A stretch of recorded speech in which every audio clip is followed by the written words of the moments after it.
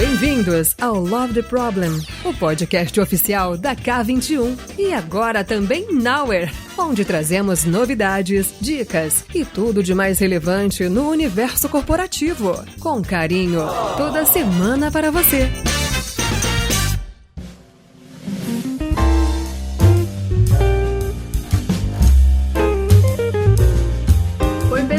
Tudo bem? Sejam muito bem-vindos e bem-vindas a mais um videocast aqui da K21. Esse conteúdo também sai pelo podcast Love the Problem, que é o podcast da K21 Nowhere, então para quem preferir também pode acompanhar por lá. E hoje eu tô aqui com 3 convidadas mais do que especiais. Eu quis muito marcar esse episódio, finalmente ele foi possível com o alinhamento do universo, de datas e agendas, mas finalmente esse dia chegou, finalmente conseguimos para falar de um tema que é tão relevante para a sociedade, que é a educação. Então, hoje a gente vai bater esse papo sobre tendências na educação, para onde estamos indo, desafios, dicas. Mas antes de começar, eu vou pedir para as minhas convidadas aqui se apresentarem. Então, vou passar a bola para Paula Viane. Paula, conta pra gente, quem é a Paula na fila do pão? Ai, meu Deus, olá, gente. Oi, Fê.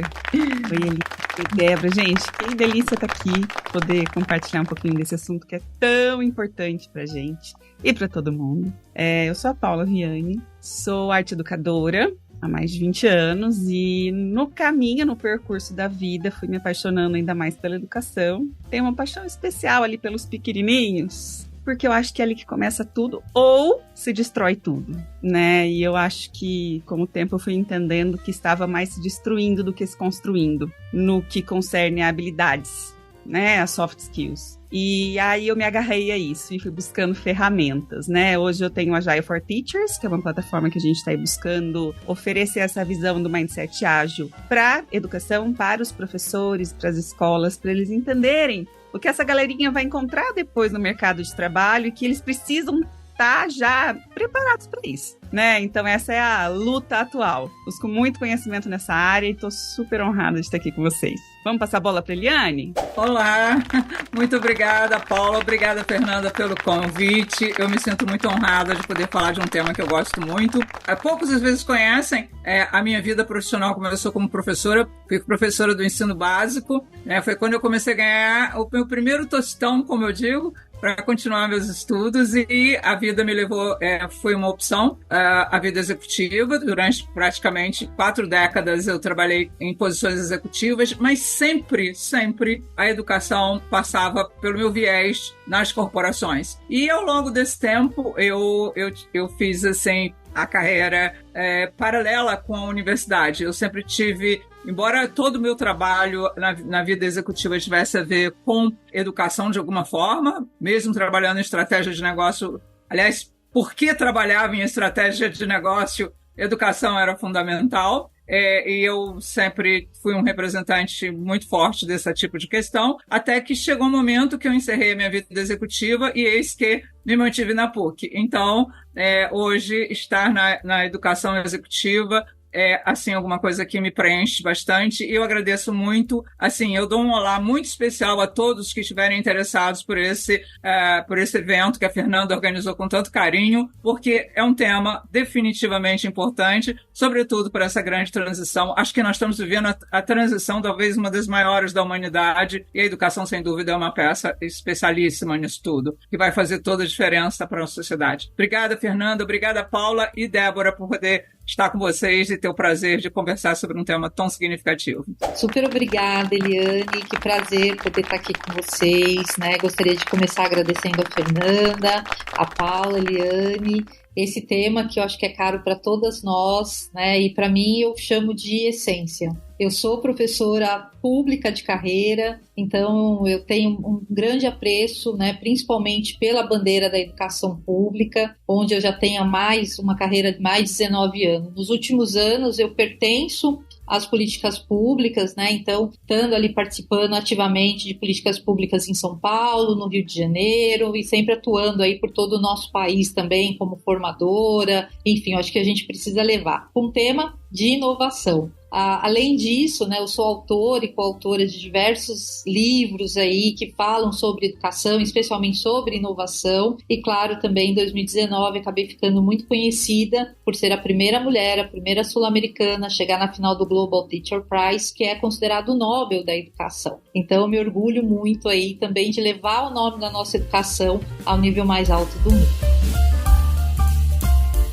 Gente, obrigada aí pela apresentação de vocês. Eu fico ouvindo, eu fico assim, gente, esse bate-papo só pode dar bom, né? É pena que tem que ser pouco tempo e é pena que a gente não tá ao vivo aqui juntas tomando um café. Mas, vamos lá. Bom, eu também não me apresentei, vou falar rapidamente. Eu sou a Fernanda Magalhães, hoje estou aqui como facilitadora e vou começar então puxando uma primeira pergunta aqui pra gente começar a esquentar os motores aqui e falar sobre esse tema, né, de tendências na educação, o que tá por vir e tudo mais, e tantas demandas, né, e tantas novidades no mercado e mudanças de mundo mesmo, né, de contexto de mundo que vão exigindo que a gente busque um novo lugar da educação, né? Então, quando a gente faz um retrospecto aqui muito rápido, né, a gente olha para aquelas escolas, para como que era o ensino, né, sei lá, 100 anos atrás, né, de um lugar ali muito tradicional, muito talvez até, vou usar a palavra industrializado, né? Um esquema de ensino muito de esteira de ensino, de pouca troca nessa relação aluno-professor, baixíssima personalização. A gente saiu desse lugar na história e veio caminhando, né, de encontro com esse mundo altamente dinâmico, que exige novas habilidades, soft skills principalmente, né, pensamento crítico analítico, a criatividade, capacidade de aprender, desaprender, né, reaprender, exigindo da gente uma mentalidade cada vez mais adaptável, né, e elástica. Então, beleza, já entendemos que houve essa mudança drástica nessa forma de ensinar e aprender, e a gente vê ainda também muitas instituições que ainda não se adaptaram, né, nessas novas demandas. Ou, enfim, estão num momento de adaptação ali e muitas vezes até um processo doloroso, né, nesse lugar. Mas, fazendo esse preâmbulo rápido aqui, eu queria ouvir de vocês três, né, cada uma no seu segmento, qual que vocês acham que deveria ser o nosso novo papel, né, enquanto educadores e educadoras nos dias de hoje, né? Que lugar a gente deveria estar ocupando nesse cenário? Acho que eu vou puxar aqui o bonde, né? Porque eu acho que eu falo de um lugar da educação básica, né? Mas principalmente da rede pública de ensino, onde eu sempre gosto de começar falando que 82,9% dos nossos estudantes estão nas escolas públicas, né? E o nosso país tem mais de 179 mil escolas espalhadas em todo o seu território. E pensando um pouco nesse contexto, né, que como você bem disse, Fê, é um contexto bastante especial nesse momento, né, e um momento de transformação, principalmente aí advinda dessa revolução tecnológica que nós estamos vivenciando, indústria 4.0, mas para além disso, né, inteligência artificial, o papel do professor ele mudou muito com o tempo, né, hoje ele é um mediador desse processo de aprendizado, devendo estimular aí todo o desenvolvimento e habilidades que a gente já sabe que é essencial para os nossos estudantes, né? Entre eles aí o pensamento crítico, a criatividade, a colaboração, as resoluções de problemas. Mas é importante também, eu acho que a gente promover dentro desse cenário uma educação que a gente chama de educação 5.0, que é uma educação humanizada, né? Que visa o quê? Um ambiente de educação que seja de fato inclusivo, personalizado, dinâmico, né? Onde os estudantes sintam-se motivados a explorar, a questionar e aprender de maneira significativa. E aí o nosso papel é justamente esse, né? De guiar, inspirar, apoiar esses estudantes para essas competências que são tão necessárias e principalmente os desafios desse mundo contemporâneo. Eu acho interessante ouvir isso de alguém da área da educação pública, sabe? Porque é raro, né? Eu gostaria que fosse regra, mas um dia será, né, Débora? Um dia será regra esse olhar. Porque eu acho que é isso, professor, eu costumo dizer, eu defendo a ideia de que o professor deixou de ser fonte e passou a ser ponte de conhecimento, né? Então, o nosso papel é ajudar a caminhar do não saber ao saber, de construir esse conhecimento junto com esse indivíduo e partindo daquilo que ele já sabe, daquilo que ele já tem, né? E não simplesmente ensinar porque eu tenho que colocar tudo isso, ele precisa desse conteúdo, não. Olhar de forma humanizada. Quem eu tenho na minha frente? O que ele precisa realmente para a realidade dele, né? Porque às vezes ele está numa realidade tão vulnerável e eu estou preocupado em colocar ali conceitos tão abstratos que não fazem sentido. Não é isso que ele precisa para ser um cidadão de verdade, naquele contexto onde ele vive, né? Então, esse olhar personalizado, hoje, ele é fundamental, independente do segmento, independente da idade, independente do nível social. É entender que, mais do que conteúdo, a gente precisa desenvolver habilidades. Porque o conteúdo está cada vez mais acessível e mais fácil de dominar, e os indivíduos que estão vindo cada vez mais vulneráveis, menos resilientes, né? Então, acho que tem se tornado urgente essa mudança no papel de quem está ali facilitando o conhecimento, para que eles entendam que o fundamental agora é focar nessa habilidade que ele vai precisar, né? E ajudá-lo a caminhar, e não simplesmente falar, é isso aqui que você tem que aprender, passa na prova e acabou. Eu vejo um pouco dessa forma no momento. Eu vou dar um pouquinho da visão da gente no mundo corporativo, né? Até talvez trazer um pouco de história da educação corporativa, né? Nós começamos a ter uma influência das áreas de educação, começaram com o nome de treinamento e desenvolvimento, e elas beberam num primeiro momento muito da pedagogia e descobriram que estavam trabalhando com adultos. Então, a gente começou a trabalhar numa linha da andragogia na educação, muito inspirada no ensino de adultos. Então, lá na década de 80, quando a gente falava, né, no papel dessa educação corporativa, ela tinha muito a ver com esse indivíduo adulto que chegava, né, nas organizações e precisava estar atualizado, treinado, né, e se tinha uma valorização muito grande do currículo dele, o currículo acadêmico, o currículo da escola, que escola ele tinha. Não que nada disso tenha perdido valor,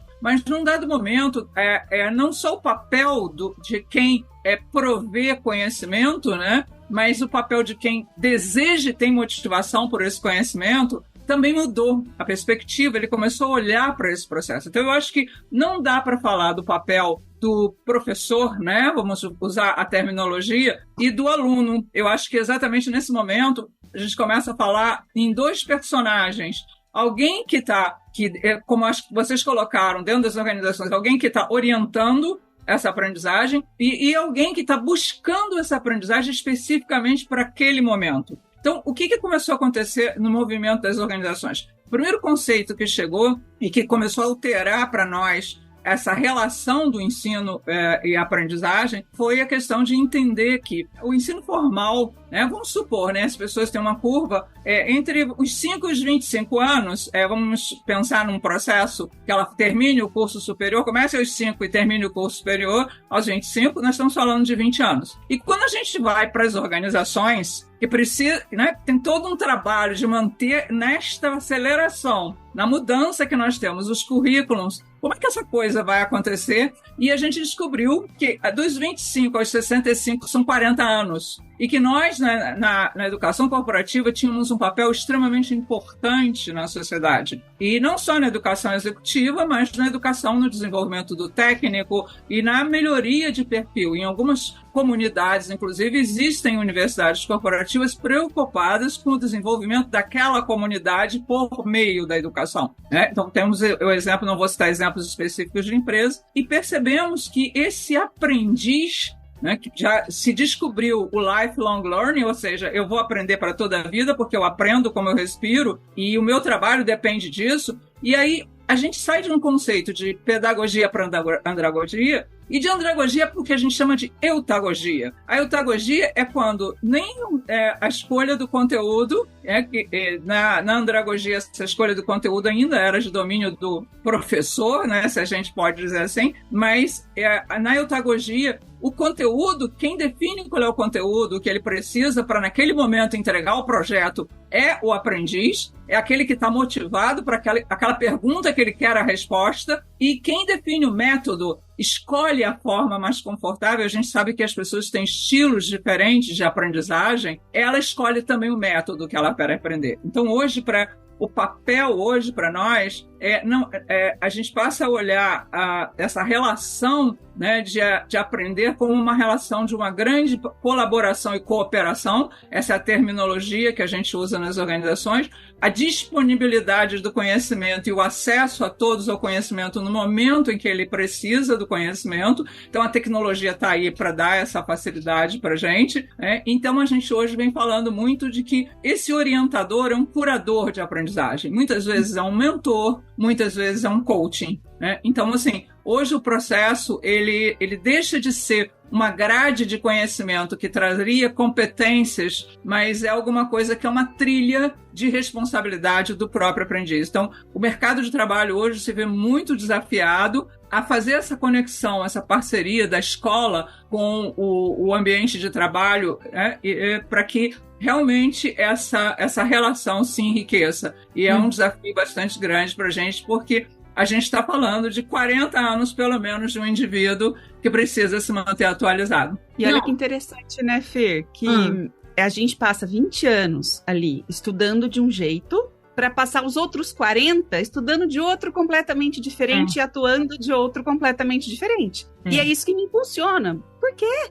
Por que que a gente tem que passar 20 anos aprendendo para desaprender do jeito que a gente aprendeu e aprender de outro? E pior, será que a gente consegue? Porque a gente mexe com estruturas cerebrais que ou se formaram ou não se formaram. Ou aconteceram ou não aconteceram. Não é muito mais difícil esse processo, gente? Eu sempre brinco, né, Paula, quando eu assisti a sua palestra lá num evento que a gente se encontrou no ano passado falando sobre isso, né? Poxa, gente, né, vamos cortar esse caminho, vamos cortar 20 anos de caminho para esses profissionais que chegam no mercado de trabalho, né? Por que não? E aí eu fui ouvindo vocês aí, eu escutei até, vou fazendo várias anotações aqui, né, enquanto vocês vão falando, eu escutei a palavra do professor, né, ocupar muito mais esse lugar do curador, do facilitador. Amei essa frase, Paula, que você trouxe, né? Te deixa de ser fonte e passa a ser ponte. Isso é muito maravilhoso. E é muito nesse lugar mesmo, né, para ajudar nessa construção da aprendizagem. A aprendizagem é do indivíduo, não é do professor, certo? Então, vocês falaram, né, muito de um lugar aqui de menos conteúdo e mais habilidade de aprender, de saber aplicar aquele conteúdo também, né, gente? Eu escutei também vocês falando muito sobre o olhar personalizado, humanizado, e escutei a Débora ali falando também sobre essa enxurrada de tecnologias que vem entrando como tendências fortíssimas cada vez mais, acho que em todas as áreas, mas na educação demais, assim, né? Quando você começa a ler, pesquisar e ver artigos sobre isso, você vê quanto que a educação está sendo invadida, né, por uma grande quantidade de novas tecnologias, sempre no intuito de ajudar nesse lugar da aprendizagem, né? Uma invasão de telas na palma da mão, né? Isso daí também já é um desafio que educadores de todos os níveis, né, não só de sala de aula, mas os educadores, né, cuidadores de crianças, ali, pais, mães, enfim, também enfrentam esse desafio, né, desse lugar aí que acaba impulsionando a dificuldade de reter atenção, questões de pensamento acelerado já em crianças, ou questões de ansiedade, enfim, o imediatismo, né, da informação ter que ser muito imediata, as pessoas já... Existe um comportamento hoje que eu não vou nem classificar que é de uma geração ou de outra, tá, porque eu acho que todo mundo está sendo meio impactado por isso, que é a coisa do imediatismo do consumo rápido, né? Eu não tenho mais saco de ler aquele artigo, se ele for muito longo, ou, né, você quer consumir um negócio que é o plug and play, que eu chamo de plug and play, você quer pegar um negócio e já usar. Então, eu queria ouvir de vocês, né, acho que a Débora também, por ter muita experiência dessa questão da tecnologia em sala de aula, né, da inovação em sala de aula, queria muito saber de vocês o que vocês estão observando desses desafios, sabe, nesse processo de ensino e aprendizagem, retenção do conhecimento. O que vocês estão vendo de desafios ou, né, de coisas que a gente em sala de aula está tendo que duramente se adaptar por conta dessa enxurrada de tecnologias, né? E acho que no âmbito de cada um vocês vão ter coisas para trazer, mas eu queria ouvir um pouco desse lugar, assim, né? Dessas tecnologias que mudam muito o nosso comportamento, consequentemente, vão entrar na sala de aula também e mudar toda uma relação, né? Eu acho que a maior dificuldade que nós estamos vivenciando hoje é o que a gente pode chamar de epidemia de distração.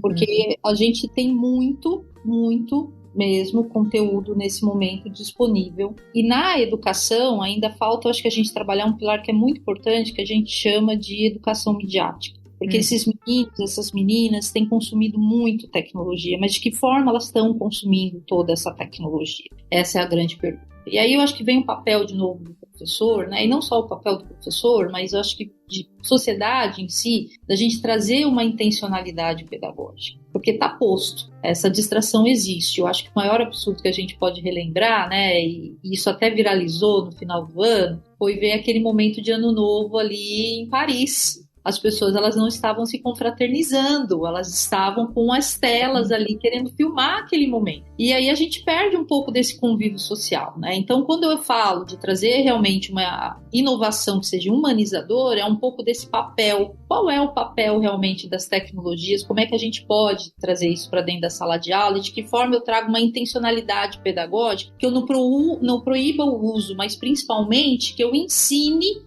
a esse menino a utilizar essa tecnologia. Então, eu acho que é um pouco desse lugar que nós estamos vivenciando e que a gente precisa repensar. Eu acho também que nós demos avanços importantes, principalmente quando a gente fala de educação básica. Tá aí a BNCC, né, a Base Nacional Comum Curricular, é um documento orientador que determina o norte de aprendizado para todo o nosso país, é um grande passo que coloca a tecnologia nesse papel de objeto, mas também de ferramenta de ensino, mas a gente ainda não conseguiu, e principalmente na educação pública aqui, né, que é muito do lugar onde eu vivencio, a gente não conseguiu colocar a BNCC na prática. E é por isso, então, que hoje a gente também vive um pouco desse sofrimento e essas dores, que elas são dores reais da sala de aula, que hoje tem que conviver com uma sala que não tem tantos recursos, eu acho que a gente vai falar um pouco disso também, mas que tem essa concorrência com essa epidemia de distração. A concorrência desleal, né? Totalmente.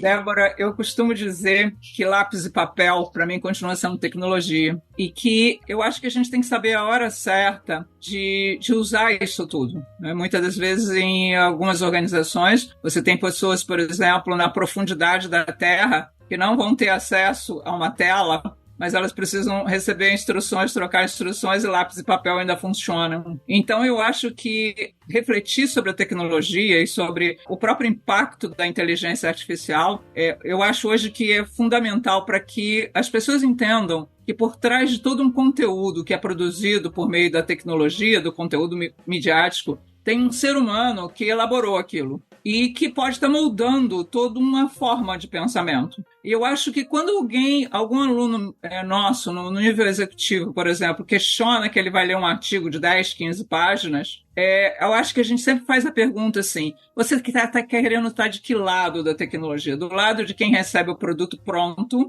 ou do lado de quem está questionando, que tem capacidade de questionar e de perguntar? Porque a gente entende que ainda a tecnologia, né, estamos falando muito da inteligência artificial generativa, ou seja, dos hard skills, que muito provavelmente as máquinas vão conseguir, têm alcançado, elas já estão conseguindo resolver. Mas se você quer realmente ser alguém que vai trabalhar as questões mais sensíveis, é preciso que você tenha argumento crítico, que você tenha repertório, que você tenha tido tempo de refletir. Então, a gente tem conversado sobre a história de velocidade e pressa. Então, a coisa apressada, ela pode te dar menos possibilidade de uma análise. E o lado da história do soft skill tem muito a ver com reflexão. E reflexão requer um tempo cronológico, às vezes, que a gente parece que não tem à disposição. Então, quando as pessoas começam a se dar conta, dentro da educação executiva, e falando desse nível de pessoas que precisam refletir sobre estratégias, etc., ela sente que quanto mais ela consegue aprofundar, o mar de conhecimento, primeiro, é muito grande, e ela tem que fazer e ter capacidade crítica. Ela começa a descobrir, na realidade, para nós isso é importante, o conceito de que não existe certo e errado. E eu acho que quando a gente chega a esse nível, é quando as pessoas percebem que existem várias perspectivas e possibilidades, e que para isso precisa se aprofundar. E ela vai ler 300 páginas, sim, porque se ela perceber que aquele conteúdo vai dar a ela, nossa, que legal, ela começa a descobrir o mundo do conhecimento, o fascínio de mergulhar em águas profundas. Então, ela começa a perceber, nessa fase que a gente vive com esses estudantes, é muito importante que muitas das vezes a gente não queira que a popularidade, né, do professor, né, de ser bacaninha, mas às vezes ele precisa dizer assim, vamos fazer um mergulho em águas mais profundas? Vai doer um pouco, porque aprender também dói, né? a gente descobrir, né? E quando você descobre que é um nado maravilhoso, é um mergulho maravilhoso, as pessoas realmente descobrem um outro mundo. Então, eu acho que, sobretudo nesse momento da inteligência artificial, eu acho que quanto mais cedo a educação começar, o prazer por mergulhar, né? O prazer por ler um livro, não importa em que mídia ele está, mas e quantas páginas ele tem, mas o prazer do que aquilo pode trazer, eu acho que vai ter muito significado. Essa pessoa socialmente vai adquirir, provavelmente, skills que vão contribuir muito para esse espaço que a gente passa a ter, que a tecnologia gera para a gente. É uma visão que a gente está tendo dentro do mundo da educação executiva.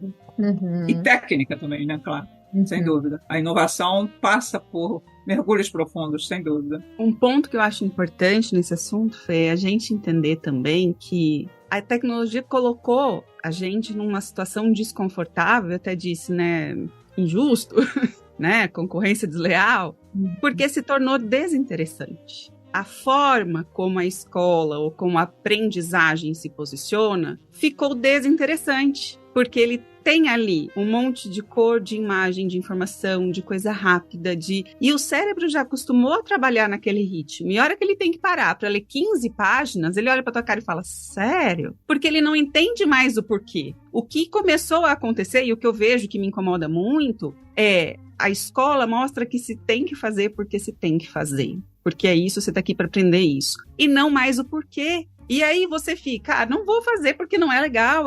Mas por quê? O que eu... Né? Olha aqui, você está fazendo isso porque isso vai te conduzir a esse caminho. E esse caminho vai te conduzir a isso aqui, que é onde você quer chegar. Né? Não é só legal agora, é legal mais tempo e é mais legal. Né? E acho que isso foi se perdendo nesse processo, que a gente também se perde às vezes. E algo que eu relutei muito até aqui no meu papel de educadora, mas em casa, eu relutei muito com relação à tecnologia. Vou fornecer, não vou fornecer, o quanto isso ajuda, o quanto isso atrapalha, vou esperar até tal idade. Eu acho que isso não é uma coisa só da escola, começa muito dentro de casa.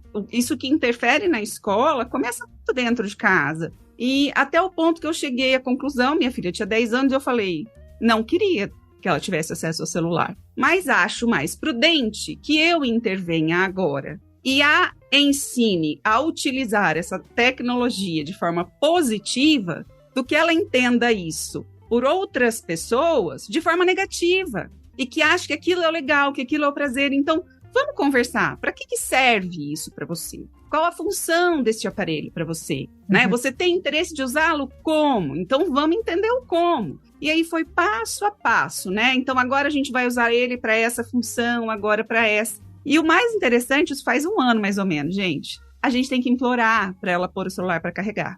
Porque ela entendeu a função daquilo, e aquilo é para se comunicar com os outros, e é muito mais legal falar com a pessoa, é muito mais legal brincar, é muito mais legal. Por que eu vou ficar parada ali? Entendeu? É legal, é divertido? Mas eu posso assistir um filme na TV com a família toda. É legal também. Eu acho que isso muito construir coisa. Deve usar em situações pontuais, porque faz parte da realidade deles. E não tem como eles não viverem com isso. Hoje já faz parte desde bebê da realidade. Então é melhor eles aprenderem a usar isso. Né? E não virar uma arma contra eles.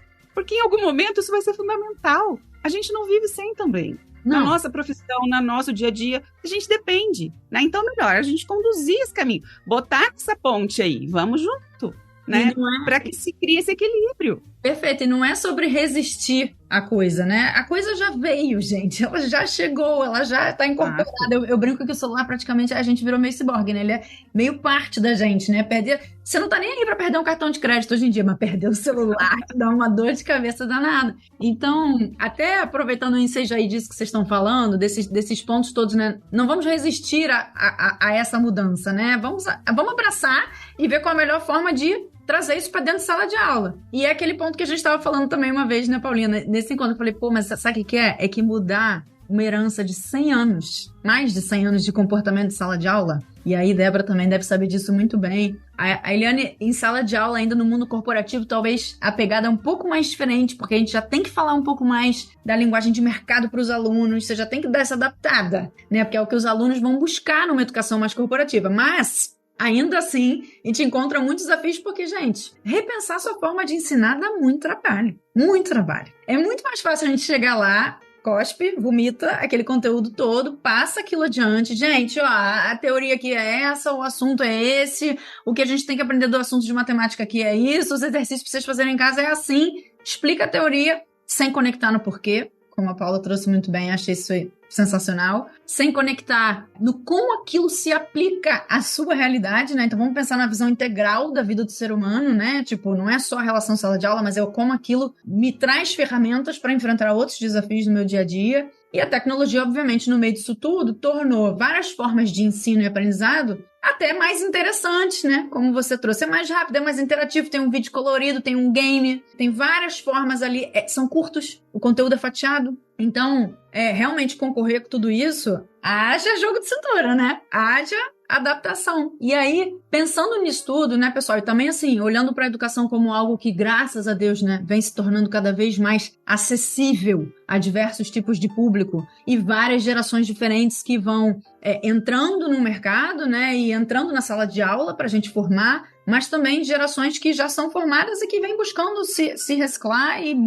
transição de carreira e aprender conteúdos novos. Então, olhando para esse boom todo, assim, né, de novas demandas e novas formas de trazer o conhecimento, queria que vocês trouxessem, assim, alguns comportamentos, assim, que vocês têm observado de demanda, sabe, de alunos. O que vem chegando para vocês, não só de alunos, porque dependendo do nível que a gente estiver falando, o aluno é o usuário, mas não é o cliente. Então, tem esse ponto também, a gente estava falando isso com a Paula. Muitas vezes o cliente, ele é um pai, mãe ou um cuidador daquele aluno que chega. O aluno é o usuário, né, daquele sistema todo, daquele processo todo. Mas assim, entender de o que vocês estão observando, assim, desses comportamentos que estão chegando em sala de aula, dado essas novas demandas de mercado e as novas tecnologias, novas formas de aprender, e existe uma exigência de que a gente se atualize muito, traga essa reciclagem. O que vocês estão vendo desses comportamentos, assim, que estão chegando na sala de aula, desses clientes/usuários, né? Quais são as demandas? O que eles vêm buscando dessa relação de ensino? O que eles vêm exigindo, de certa maneira, do professor também, que ele traga para ajudar no processo de aprendizagem? O que vocês mais têm observado? Ô Fê, eu vou começar até por esse último ponto que você falou, do professor, né? Eu acho que aí é a primeira demanda. A gente entender, inclusive, no começo da sua fala, você estava falando um pouco sobre isso, entender que a gente vem de uma história e que a gente passa 20 anos estudando de um jeito. Mesmo o professor que vai ser professor, ele passou por esse ciclo e ele aprendeu desse jeito. E a nossa tendência é replicar aquilo que a gente aprendeu, aquilo da forma como a gente aprendeu. Claro, de forma evoluída, sim, a gente melhora, a gente evolui, mas está intrínseco na gente. Porque foi uma experiência, a gente vivenciou aquilo por 20 anos. Ok, chegou a minha vez de ensinar. Qual a minha primeira referência? A que eu vivi. Uhum. Né? E vai chegar um ponto que vai ser necessária uma ruptura. Olha, o que a gente viveu não atende mais essa necessidade. E vai ter que acontecer essa mudança. Mas a gente está falando de algo que é muito sólido e que insiste a não mudar ali, né? O Peter Senge, que é o escritor uma coleção de livros aí que chama Quinta Disciplina, muito aplicado nas empresas, que tem um livro voltado para a educação, que é o Schools That Learn. Ele fez uma pesquisa uma vez em sala de aula, a mesma que ele fazia nas empresas, e até que um professor diz, não, a gente não gosta de mudar,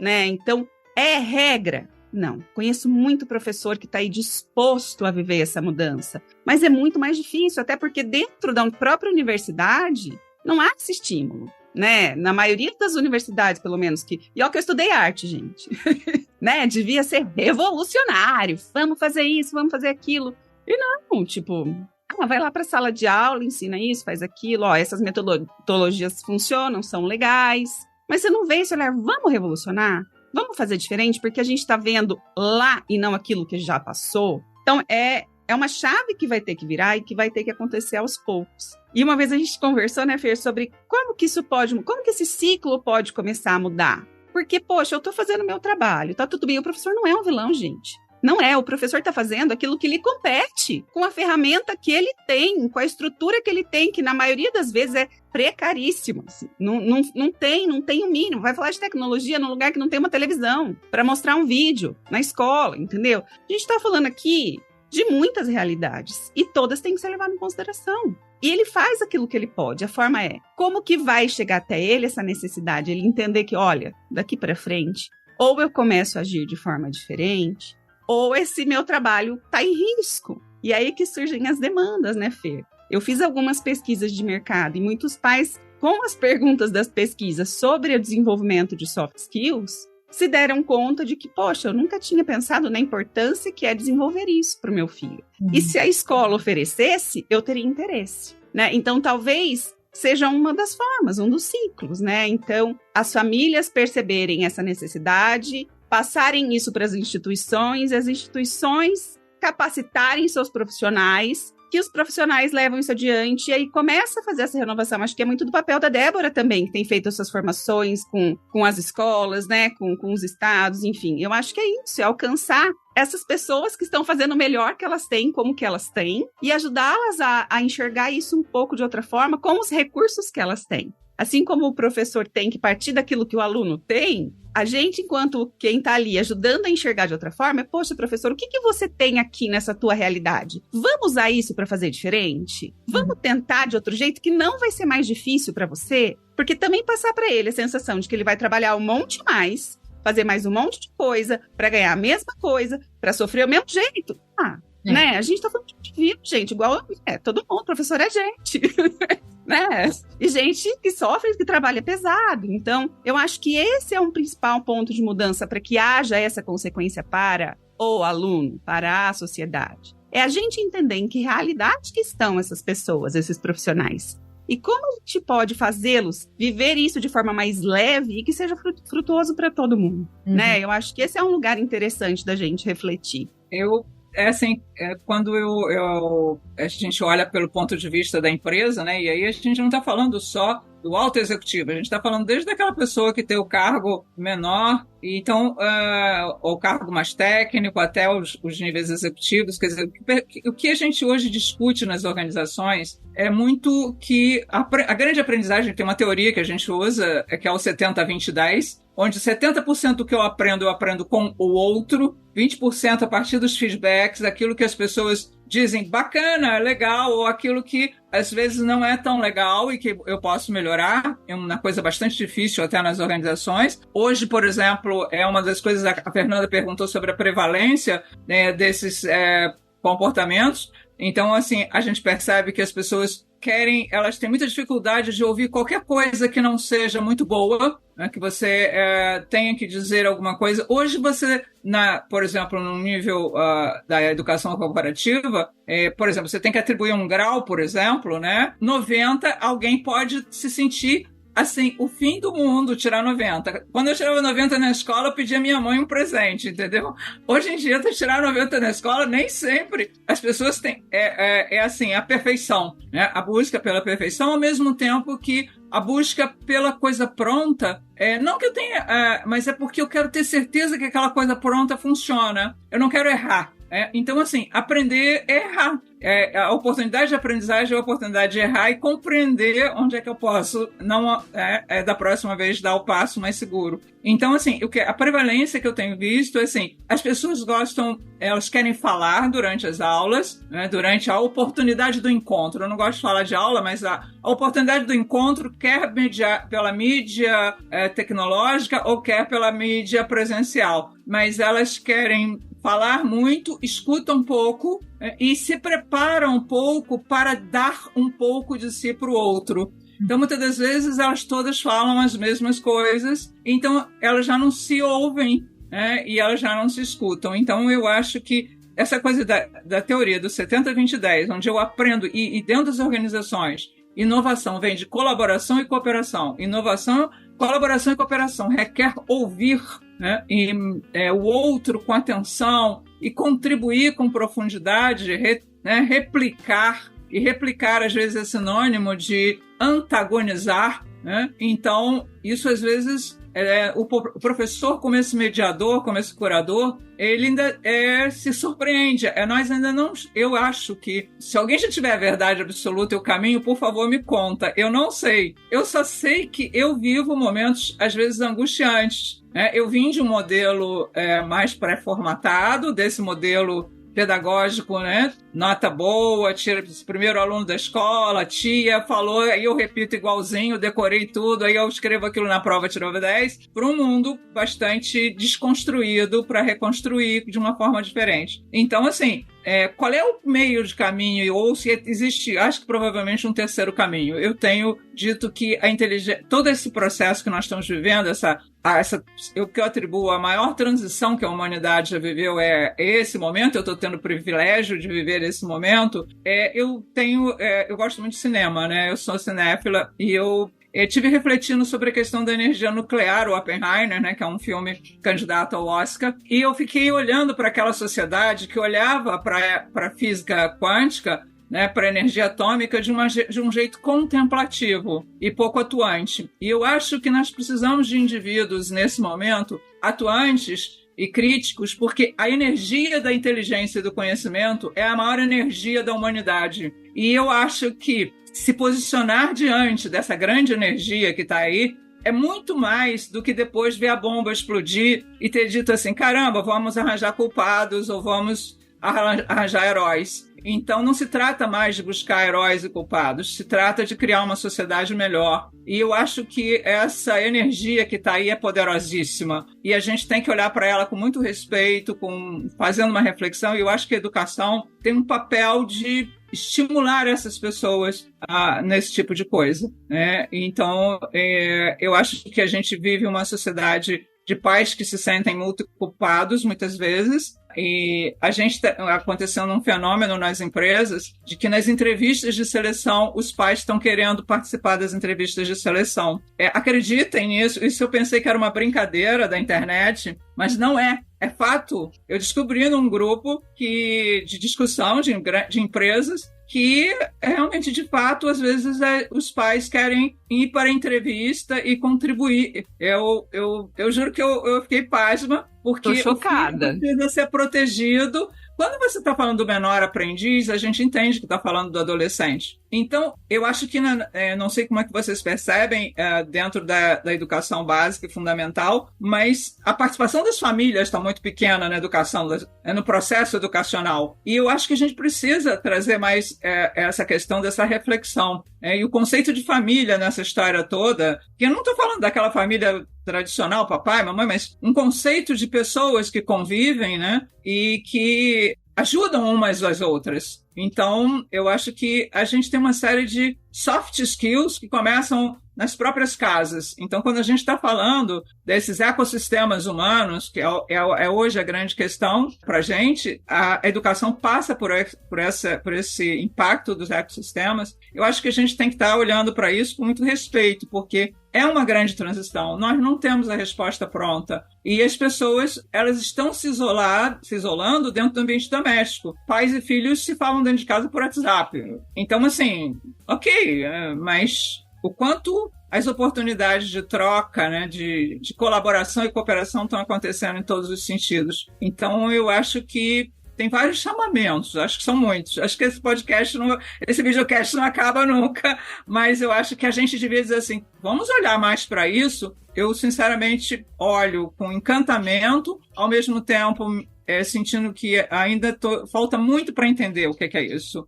E que a educação, ela sempre foi transformadora de uma sociedade. Uma vez mais, ela vai ter um papel importante. E as pessoas não fiquem só contemplando, achando que a inteligência artificial é aquela que vai gerar o robozinho bonitinho que vai limpar a casa, né? O mundo dos Jetsons, ok, mas tem mais coisa por trás disso para a gente pensar em termos de um cidadão crítico e maduro, né? Então, acho que eu juro a vocês que eu não sei a resposta. É angustiante para mim, mas é emocionante, por outro lado. Eu fico muito agradecida ao mundo, ao universo, por estar tendo essa oportunidade. Eu preciso fazer um parênteses. Eu necessito dizer que eu estou chocada. Porque é um dos meus argumentos, às vezes, para as mães, assim, que não querem deixar que a escola faça nada, porque daí você falou, o papel da família é muito pequeno hoje. Não, o papel da família, infelizmente, em muitos casos, atrapalha. O pouco que faz mais atrapalha do que ajuda. É impressionante, né? O negócio chega a ficar chocante. E aí eu falo, mas você quer poupar agora? E o dia que tiver numa entrevista de emprego, você vai estar lá junto? Pronto. Não posso mais falar isso, porque vai. Como assim? Eu queria aproveitar participar e pegar, acho que o gancho inicial da Paula, mas trazer um ponto que a Eliane trouxe também, e trazer, acho que um ponto que você trouxe inicialmente, quando você comenta dos 100 anos. É muito difícil para um professor que teve a formação que ele teve, uma formação totalmente tradicional, sendo alfabetizado com a Eva viu a uva, também transpor uma nova realidade, sabe, para os estudantes. E claro, esses meninos são de uma nova geração, né? Uma geração mais dinâmica. Eu sempre brinco, se você quer aprender a usar uma tecnologia, dê para uma criança de 3, 4 anos, porque ela te devolve isso com muita facilidade. Parece que os dedinhos dessas crianças já nasceram ali teclando alguma coisa, mesmo assim que de uma forma muito intuitiva. Então, a gente tem angústias diferenciadas, né? E um pouco do que a gente está debatendo aqui é uma passagem de uma educação que foi passiva por muito tempo para uma educação ativa, onde o professor ele está aprendendo, então ele tem um papel ainda de estar aprendente, eu não estou totalmente seguro, eu preciso ali transmitir um currículo porque eu ainda tenho que ter a sala sob o controle, estudantes, né, vivenciando por um outro viés, não é assim que eu aprendo, não é mais tendo uma lousa cheia de lição ou fazendo cópia daquilo, porque o nosso ser ali, a gente busca uma educação totalmente integral, e quando eu falo integral não é só uma escola de tempo integral, mas é uma educação pautadas em valores integrais, e a gente ainda tem uma luta muito constante de que forma nós vamos trazer esses pais para esse processo de aprendizagem. Né? Então, os pais, e aí a gente tem níveis sociais e econômicos diferenciados. Por quê? Porque o pai que vai ajudar e participar do currículo, né, da entrevista do filho, não é aquele pai que tem o filho dele lá na educação pública. Porque muitas das vezes ele não tem nem acesso a estar indo na escola para ver como aquela criança está. E quando eu falo pais, né, vamos considerar aqui familiares. Eu mesmo fui professora há anos da comunidade da Alba, a favela da Alba, onde muitos dos pais estavam em sistemas prisionais. Então, com quem que eu poderia contar? Eu posso contar com os familiares dessas crianças, que muitas vezes não têm esse tempo hábil de estar realmente na escola, acompanhando como deveria. E eu não estou aqui querendo falar que isso está certo ou está errado. Mas a gente ainda tem uma grande distorção quando a gente olha para a figura desses pais, porque não estão presentes, a gente sabe que existe uma certa ausência, inclusive na ausência de escolaridade, porque assim, é muito mais fácil a gente também ver esses pais presentes, né, quando ali eles estão na educação infantil. E claro, aprimorando o que é de melhor para o filho, uma educação de qualidade, com equidade. Mas à medida que essas crianças vão avançando na escola, a gente vê uma evasão desses pais da escola. E nem pensar aí, né, na universidade, porque ainda é mais raro ainda. Então a gente precisa, acho que, colocar essas caixinhas muito pós, sabendo que a gente tem problemas sérios e grandes para contextualizar. Problema que envolve formação docente, concepção de visão para uma passagem de uma educação passiva para uma educação ativa, mas que também leve em consideração as desigualdades sociais que nós temos em sociedade. Perfeito. E, Débora, é importante colocar que mesmo essas crianças que vêm de comunidades, por exemplo, como essa que você comentou, né, de um ambiente menos privilegiado socialmente, elas chegam um dia nas organizações, felizmente, né? Algumas nem chegam, mas elas chegam às organizações, elas fazem parte do nosso ecossistema dentro das organizações, e daí a gente tem um papel onde a gente começa a questionar o próprio sistema social que nos trouxe aquele ser humano que está bem despreparado muitas das vezes para assumir o papel profissional dentro dos limites educacionais dele. Então, assim, o chamamento da sociedade, e analisando, por exemplo, uma coisa que a gente analisou agora recentemente, é que nós temos 65% da nossa população é jovem. Nós temos hoje aquilo que se chamou no mundo inteiro da joia da coroa. Os países que entraram em alto nível de desenvolvimento souberam trazer educação para esse nível, essa quantidade de jovens que têm coisas a contribuir para o crescimento da sociedade. Então, o Brasil, especificamente, no último censo, mostra que 65% de uma geração em processo de potencial mercado de trabalho. Então, assim, eu acho que toda uma sociedade está convocada, quer dizer, a família, as instituições políticas, etc., tudo isso tem a ver com a educação. Então, eu acho que nós temos um momento de uma riqueza, de uma juventude, que acho que traz a possibilidade de uma alavancagem. Isso a gente discute em educação corporativa, da alavancagem da riqueza de uma sociedade. E o que nós estamos fazendo com isso? Quer dizer, então eu acho que nós temos que abrir um diálogo bastante grande na sociedade, e eu acho que é uma sociedade que está muito voltada para resolver seus problemas do dia a dia e não discutir mais amplamente. Eu acho que é preciso que se leve essa preocupação, essa percepção que nós estamos tendo aqui a outras comunidades, para que realmente as pessoas se envolvam e saibam o valor e a importância disso. Quer dizer, então, assim, não basta ter um diploma, é uma coisa muito mais ampla do que isso. E essa possibilidade de jovens dentro do mercado de trabalho, de inseri-los no mercado de trabalho, eu acho que isso tem que estar conjugado com uma série de políticas públicas, enfim, acho que a gente já sabe sobre isso, mas eu acho que nós precisamos criar, né, possibilidades para termos mais agentes ativos nisso aí. Eu acho que é bem complexo, sim, e estamos falando especificamente, né, de Brasil, aí trouxe um exemplo do censo brasileiro, embora toda essa questão da transição da educação é um problema mundial, em suas diferentes questões demográficas, enfim. O que eu queria concluir só desse ponto aqui que a gente está falando, que eu vou puxar um próximo aqui que eu estou bem curiosa para ouvir vocês, mas é que eu gostei muito dessa palavra que você trouxe, na verdade acho que vocês comentaram, né, de alguma forma, que é a sociedade toda está convocada para essa transformação. É muito pesado colocar isso nas costas da figura do professor ou professora.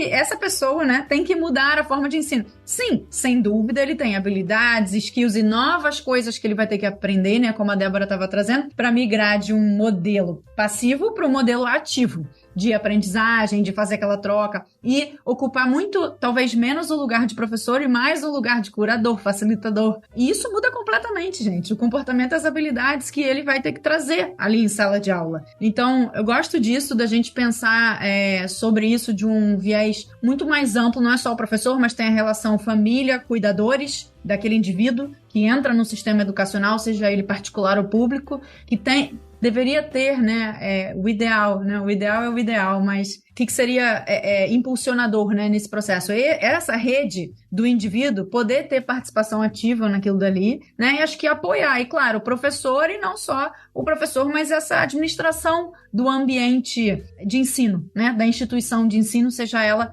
qual nível for, você ter esse apoio de todos os lados para que essa transformação aconteça, né? É muito injusto colocar isso na mão de uma figura só nessa equação.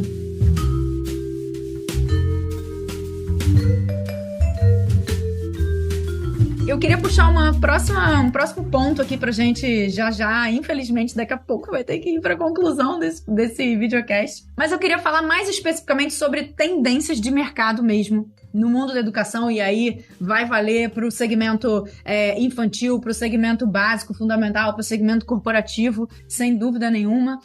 Mas quando a gente vai pesquisar sobre tendências da educação, existem lá diversas frentes, né, diversas iniciativas ali que já estão acontecendo, né, práticas que já estão rolando em sala de aula, ou que muitas vezes o próprio aluno já vem exigindo, já vem provocando que aquilo aconteça em sala de aula. Então, só para listar algumas aqui, que eu acho que é interessante também para quem está nos assistindo ou ouvindo, né? A gente está falando de ensino cada vez mais personalizado, né? Paula comentou disso lá no início. A gente ter esse olhar mais customizado, a experiência de cada um. Então, como é que a gente traz isso para a sala de aula? Olha que desafio, gente. Uma tendência e um mega desafio, né? Dado que a gente tem um currículo para passar, certo? Um conteúdo formal ali para passar. E às vezes as turmas, né, tem muita gente. Então, como é que a gente traz essa questão do ensino personalizado? O ensino híbrido, ou que também chama muito no mercado, né, de Education Anywhere. Eu quero poder aprender, eu quero poder obter esse conhecimento e me desenvolver de qualquer lugar, seja presencialmente numa sala de aula, mas também de uma maneira remota, né? Como é que eu faço isso? Então, como é que a gente mistura esses mundos? A gente melhorando cada vez mais as experiências online, né? De e-learning ou ensino à distância, né? Como é que a gente... Aprimoramento dessas técnicas vindo cada vez mais, né? Outra coisa que é o microlearning estratégico, né? Que é um nome, um termo, mas que eu brinco que é como se a gente fosse a construção do conhecimento como um Lego, né? As pecinhas do Lego que a gente vai encaixando são pequenos pedaços de conhecimento que eu absorvo, aprendo e pratico. É você conseguir ver o como que aquilo se integra na sua prática, né? Na sua vida real ali. Então, isso é uma outra coisa. Educação socioemocional, nessas questões todas de soft skill, de resiliência, da gente ter a escuta ativa, empatia, entre outras milhares de soft skills que são cada vez mais demandadas no mercado. Como é que a gente traz isso para um ambiente de ensino e aprendizagem também, né? Isso faz parte da absorção do conhecimento também.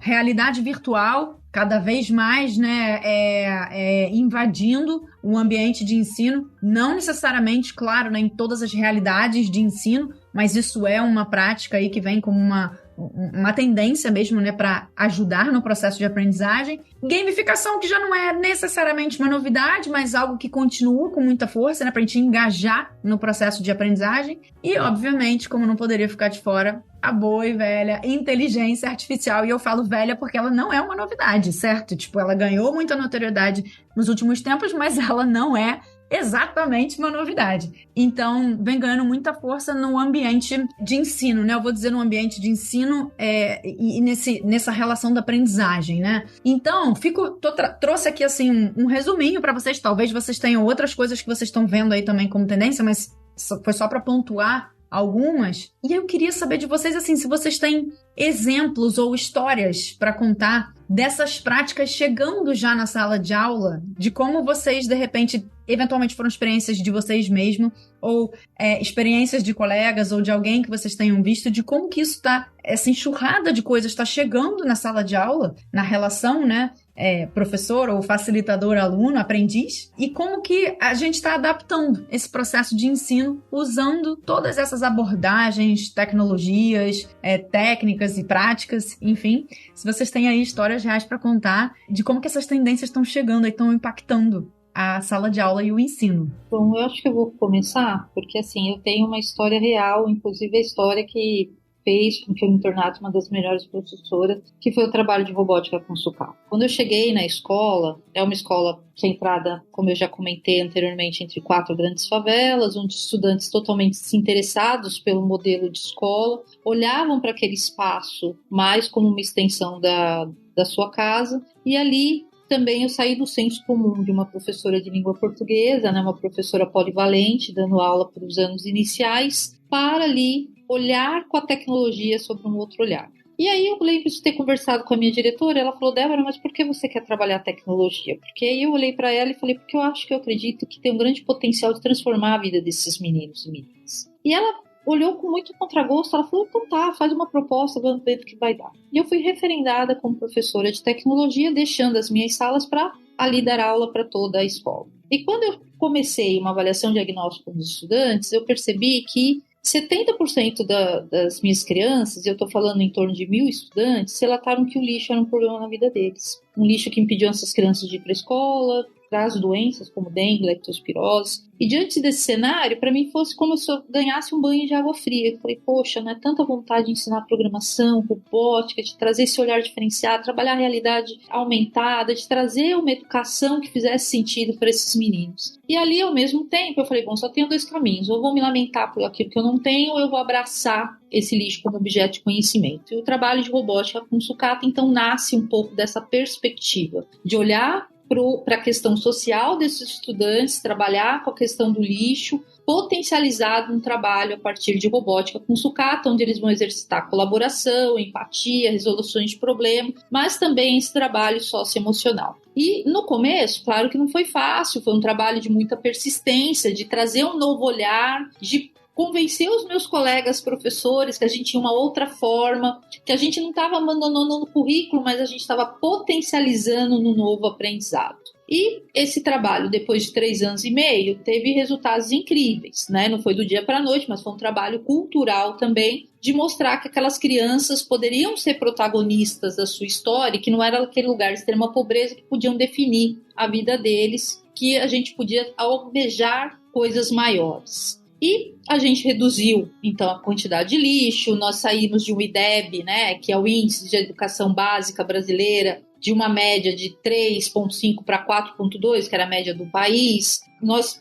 inclusive, mexemos ali, combatemos o trabalho infantil, porque era muito presente dentro dessa comunidade. Mas eu sempre falo que o principal resultado desse trabalho foi entender que esses estudantes podiam sonhar. E quando eu falo isso, eu falo de habilidades socioemocionais. E aí eu trago um ponto, o que essas tendências, né, elas podem modificar a sala de aula do professor, e é por isso que eu quis, assim, brevemente trazer um pouco do contexto da minha história. Porque esses estudantes, eles não percebiam o potencial da escola. E ao participar ativamente, construir os seus próprios protótipos, retirados do lixo, de fazer uma mobilização na comunidade para que realmente os índices de enchente, enfim, outros assuntos diminuíssem, esses alunos se descobriram fazedores, criadores. E eles tiveram mais vontade de estudar, de aprender. E eu me lembro da primeira frase que eles me disseram, que foi o seguinte: professora, robótica não é para estudantes de escola pública.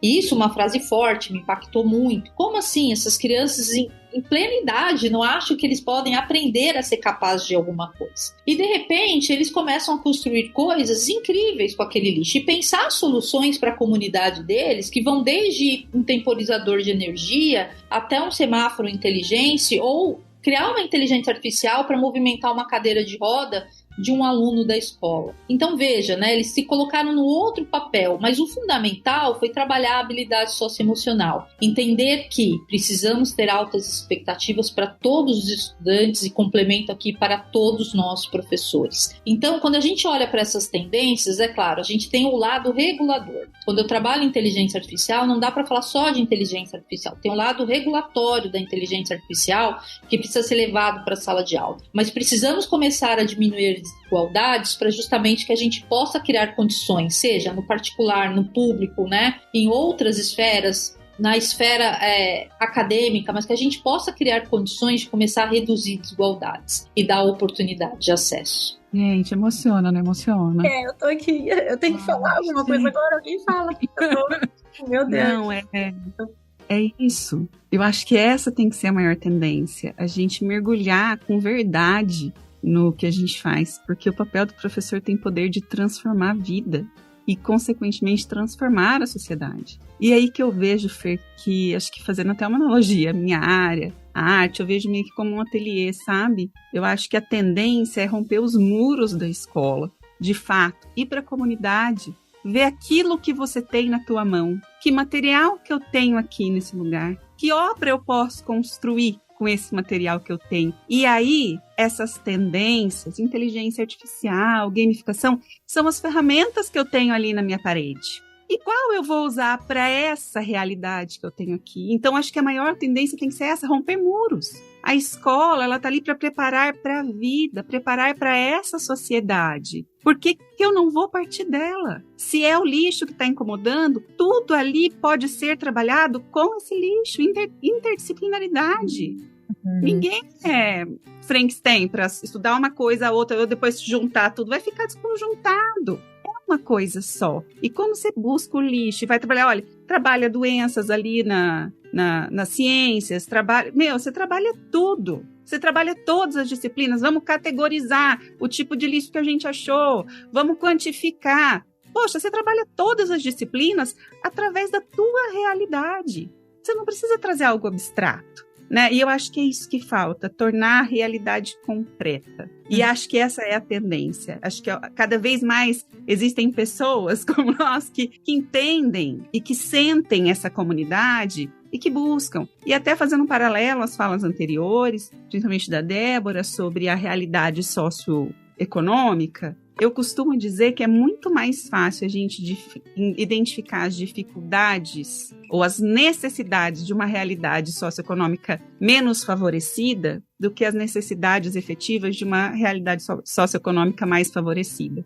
quando você está numa escola de poder aquisitivo alto, é tudo muito velado. E você acha que você tem uma realidade boa para trabalhar, quando no final você tem famílias extremamente destruídas, fingindo que estão bem, e crianças lindas, maravilhosas, perfumadas, destruídas por dentro, né? E é extremamente difícil a gente lidar com isso. E aí entra uma coisa que a inteligência artificial nunca vai alcançar, que é o lado humano, né? Que é o lado humano que conduz tudo isso. É esse olhar desse ser humano que vai olhar para esse indivíduo, para essa criança, e entender que apesar de tudo aquilo, seja do pai na cadeia, de não ter mãe, de, enfim, de estar sozinho, seja de ter ali um mundo perfeito, mas estar sozinha porque o pai e a mãe não têm tempo para ele, o pai e a mãe só brigam. Então, uma semana com o pai, outra com a mãe. É esse ser humano que vai sentir e que vai conseguir entender aonde eu posso aplicar o conhecimento e como eu posso ajudar esse ser humaninho aqui e mais longe, né? Eu acho que é por aí. Pessoas que arrepiam quando falam dessas coisas, sabe? Mas lindo, Débora, parabéns. Emociono. E nas organizações, né, quando a gente pega os outros 40 anos do ciclo, a gente encontra todas essas pessoas. Esses níveis todos chegam nas organizações em suas diferentes oportunidades. E nessa linha de quebrar muros, as empresas estão quebrando hierarquias. Então, hoje em dia, a gente já trabalha com sistemas menos burocráticos e cada vez mais holocráticos, onde um projeto de trabalho tem pessoas de diferentes níveis das organizações. Então, hoje um trabalho, né, a produção de um projeto, ele é feito de pessoas de diversos níveis da organização. Então, cada vez mais se quebra os sistemas hierárquicos e se cria sistemas holocráticos nas organizações. Então, é nesse momento em que ela concretiza esse tipo de coisa. E hoje a gente fala muito diversidade, inclusão, acesso, né, equidade dentro das organizações. Precisamos ter tudo isso porque todo esse conjunto da sociedade, felizmente, grande parte deles chega ao mercado de trabalho. E isso tudo junto e misturado é o que tem gerado a grande inovação nas organizações, o avanço das áreas produtivas dentro das organizações e a educação caminhando nesses 40 anos seguintes que a gente tem para manter essas pessoas ativas e lidando com todas essas perguntas, dúvidas, e assim, realmente essa integração e essa conversa para mim fez muito sentido, porque poder pegar desde lá do início até o momento em que a gente chega a esse ciclo que é o que acontece dentro do mercado de trabalho, onde todas essas pessoas se encontram lá. E, pelo menos uma boa parte delas, de todos esses níveis, vão se encontrar lá, de todas essas origens. Vai ter desde o cara que estudou na melhor universidade do mundo e aquela pessoa que estudou numa escola da comunidade, numa escola pública. Elas vão se juntar no ambiente organizacional. E para nós é um desafio bastante grande falar de tudo isso e trazer e gerar oportunidades lá dentro das organizações ao longo desse tempo. Então, acho que temos aí uma quebra de muros e de hierarquias importante aí para que essa transformação. Foi muito bom conversar sobre isso, vários insights aqui. Gente, eu preciso finalizar, infelizmente, o nosso videocast, essa conversa tá muito boa, então vou convidar vocês aqui, eu vou puxar alguém e aí vocês tocam para outra, pode ser? Com palavras finais, que vai ser a seguinte pergunta aqui para vocês. Imaginem que tem algum instrutor, algum professor, algum facilitador ou até mesmo algum aluno que também tá a fim de fazer as coisas diferentes no seu dia a dia, né? Que se conectou com isso aqui tudo que a gente tá falando, em trazer, em ressignificar, né, a educação, levar ela para um outro lugar, entender que ela é uma questão, sim, social. E imagina que essa pessoa que tá ouvindo ou assistindo a gente, ela também quer fazer a diferença, né? Só que ela não sabe por onde começar. Ela quer fazer diferente, mas ela não sabe por onde começar. Então, que dicas ou sugestões, ou que primeiro passo, ou que reflexão vocês deixariam aqui, né, para essas pessoas que estão aqui nos acompanhando, para que elas possam começar a dar esse primeiro passo aí, fazer as coisas diferentes no seu dia a dia? Eliane, vou começar com você, então. Eu gosto muito daquela questão de que se você quer mudar o mundo, comece mudando você mesmo. Então, eu acho que eu faria a pergunta, o que eu estou fazendo para isso, né, no meu pequeno espaço? Eu não preciso fazer uma coisa muito grande, né? Então, eu acho que aquele pedaço que eu estou fazendo, se a gente todos os dias de manhã se perguntar o que eu vou poder fazer hoje nessa direção, ainda que pareça pouco, eu acho que vai fazer diferença lá no final. Então, eu acho que as grandes mudanças começam pelas pequenas mudanças de cada um. Primeiro, gente, que delícia, né? E eu acho que a receita acho que é essa, ó, entendeu? Unir, juntar, conversar, colaborar, porque isso vai... Eu costumo brincar que uma andorinha sozinha não faz verão. Então, a gente tem que juntar quem tem essa mentalidade, quem já entendeu, quem tem o privilégio de já ter sacado e que isso é mais simples do que parece e que vai melhorar a nossa vida enquanto educador do que piorar. Vai deixar muito mais gostoso, muito mais prazeroso, muito mais simples até. E eu acho que conexão é a palavra, é conectar e espalhar a ideia. Espalhar, falar, né? Enfim, acho que estar à disposição, estou à disposição, né? Se alguém quiser entrar em contato, chama no LinkedIn, chama nas redes sociais, gente. Vamos trocar uma ideia sobre isso aqui, né? Vem aqui conversar com os meus professores, vamos fazer isso juntos, né? É isso, partir da nossa realidade. O que eu posso fazer na minha realidade? Né? E hoje o que eu posso fazer é estar aberta para compartilhar o conhecimento que eu tenho, a bênção que eu tenho de ter, conseguir enxergar isso com um novo olhar e poder ter experimentado situações que foram favoráveis e que deram certo e que trouxeram sucesso e ampliar isso, né? Eu acho que é por aí. Maravilhoso. Débora, para a gente fechar. Eu queria fechar, acho que trazendo uma frase, como educadora, né? Não podia deixar de acho que trazer algo nesse sentido, mas do Rubem Alves, que ele fala o seguinte, né? Ensinar não é transferir conhecimento, mas criar as possibilidades para a sua própria produção ou a sua construção. Eu acho que essa frase hoje, ela faz todo sentido para a conversa que nós tivemos aqui. E que a gente possa sair daqui, eu acho que inspirado a cultivar um ambiente educacional que seja criativo, colaborativo e principalmente transformador. Que possamos refletir sobre esse aprendizado como uma jornada de descobertas e de construções coletivas. Que lindo. Gente, queria agradecer muito. Eu termino esse videocast verdadeiramente impactada e emocionada. Foi um prazer enorme estar aqui com vocês. Uma oportunidade de ouvir 3 mulheres incríveis que estão realmente fazendo a diferença, cada uma no seu segmento e que tem tanto a agregar, ainda mais falando desse assunto que é tão inspirador, para mim, pelo menos. Então, agradeço muito a oportunidade de estar aqui com vocês, o tempo de vocês e... dá um tchauzinho aqui que a gente se vê no próximo videocast ou podcast Love the Problem da K21 Nauer. Até mais. Tchau. Obrigada.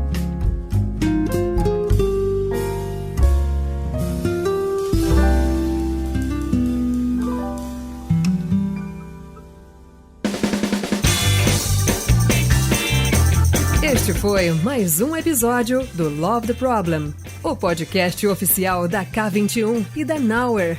Se você curtiu, compartilhe. Inscreva-se no seu agregador de podcast favoritos e espalhe conhecimento por aí. Procure por Love the Problem nas redes sociais e deixe seu comentário ou sugestões. Até o próximo!